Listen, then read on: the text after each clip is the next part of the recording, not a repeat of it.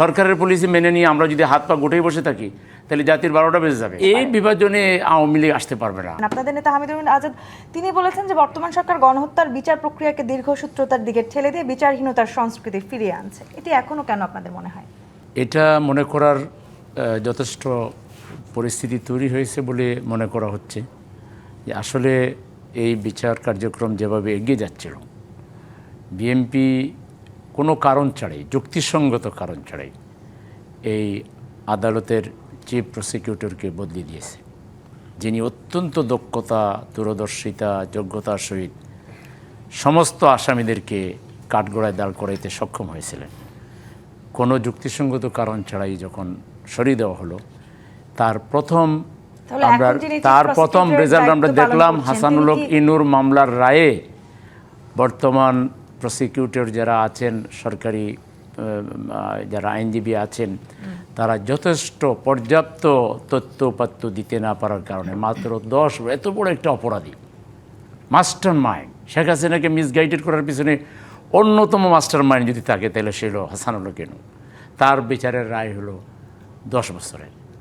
এটা কি প্রমাণ করে না যে এখানে গভর্নমেন্ট আদালতের রায় নিয়ে বক্তব্য দেওয়ার সুযোগ হয়? না, আদালতের রায় নিয়ে দেবো না। আদালত কি এমনি রায় দিয়ে দিবে যদি আপনি তথ্যপত্র না দিতে পারেন? আমরা মামলা প্রমাণ না করলে আদালত কি আপনার কথায় রায় দিয়ে দিবে নাকি? আদালত তো রায় দিবে মামলার তথ্যপত্র, আপনি আসামি পক্ষ যে অন্যায় করেছে তার পর্যাপ্ত আপনি যদি প্রমাণ উপস্থাপন না করতে পারেন, তাহলে এই ব্যর্থতা তো আদালতের না, এই ব্যর্থতা তো সরকারের, সরকারি প্রসিকিউটরদের।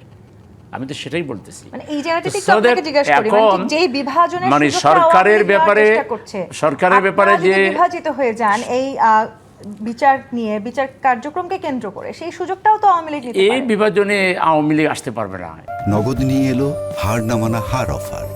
সর্বনিম্ন 10,000 টাকা রেমিটেন্স নগদে পাঠালে থাকছে স্বর্ণের হার জেতার সুযোগ।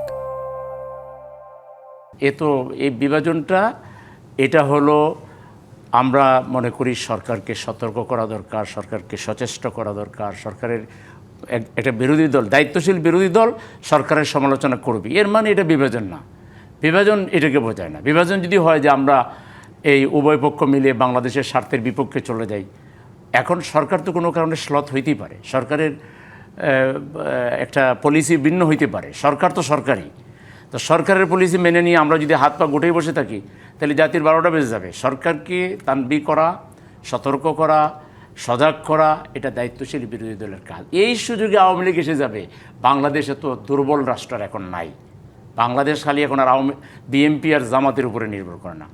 একটা শিশু থেকে, মোটামুটি মা বাবা ডাকতে পারে এরকম শিশু থেকে একজন বৃদ্ধ পর্যন্ত, অন্তত আওয়ামী ফেসিবাদের ব্যাপারে যারা আন্তর্জাতিকভাবে স্বীকৃত গণহত্যাকারী দল, এই দলের ব্যাপারে বাংলাদেশের মানুষ একাট্টা। এটা সালাউদ্দিন সাহেবের বক্তব্যের মধ্য দিয়েও ফুটে উঠেছে।